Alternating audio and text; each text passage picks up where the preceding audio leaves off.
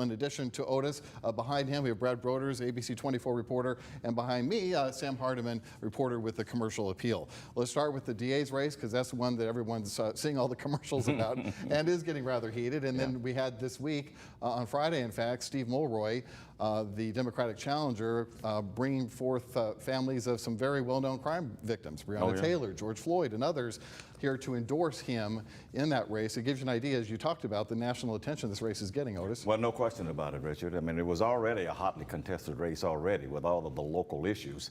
But you're seeing two different styles of campaigning here. Amy Weirich is making this purely a local issue by talking about standing up for crime victims and sort of criticizing Professor Mulroy by calling him a professor, first of all, and saying that he doesn't have the experience to do this job.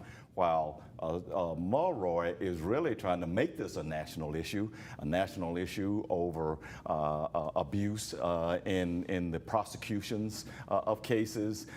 He has really tried to nationalize this by painting Amy Weirich with Donald Trump. And some other things that have made this a national race for him, you know, bringing in national people like John Legend and John Grisham to endorse him.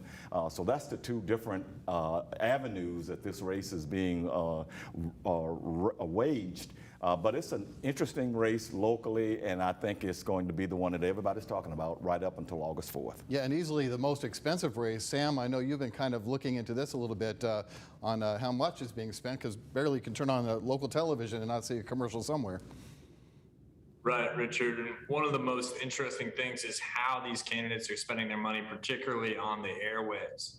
As you guys have noted on previous programs, Amy Weirich's ad with Lorenzen Wright's mother has been quite, you know, essentially across the airwaves, but she's spent a lot of money on WDIA, LOK, and WHAL, and all of that is trying to get crossover voters because if this is purely a partisan affair, Democrats outnumber Republicans in Shelby County, and Amy Weirich's going to be at a deficit there.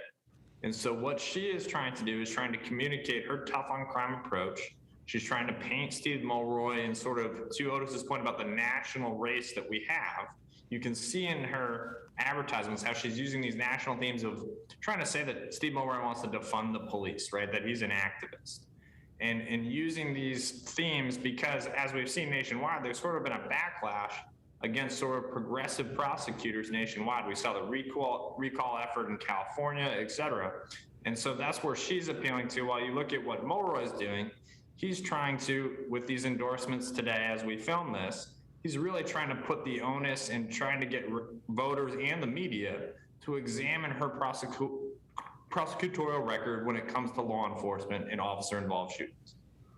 Very true. So, Brad, where do you see this race is skewing right now? Who's most nervous at this point, do you think? Well, to Sam's point, I mean, it's going to be all about turnout. I mean, obviously, Steve Mulroy is going to try to get as much Democratic turnout in the city of Memphis, within the loop. But Amy Weirich, if you drive down Poplar, White Station, East Memphis, as well as the suburbs, she has a lot of "She's Our DA" signs you see throughout the county. So, you know, it'll be interesting. I mean, do voters think about Lorenzen Wright's mother or the family of Breonna Taylor as the deciding factors when they go to the polls? What do these endorsements really mean in turning the needle? I think most people are still going to either see a D or an R when they go vote, and that's going to be a major deciding factor beyond some well-known national folks. However, the the nationalization of this race really shows how Democrats really want to peel off what right now is really the only Republican who holds a seat countywide, and the Democrats want to flip that seat. They think it is very flippable. They think they have a strong candidate in Steve Mulroy. So this could be one of the closest elections we've seen in Shelby County in several years. Otis, at this point. Yeah, I agree with everything Brad just said. I do think that this is going to be a very close race. We've talked all summer about the turnout that is necessary for Steve Mulroy to win this race, and it looks like the turnout for early voting has picked up. And Brad also raised another point here about the D and the R here. This is a very hyper-partisan election. You don't hear Amy Weirich talking that much about her Republican credentials. She doesn't even mention Republican, I don't think, in any of her ads, whereas Steve Mulroy is making the point that he's a Democrat, that Democrats should stick together because there is a Democratic way of running a DA's office, and it's not Amy Weirich's way. So again, this is going to be a very close race and a very interesting one. It's interesting to me that the Roe v. Wade decision, given what the Davidson County DA flat out said he wasn't going to prosecute anyone who has an abortion or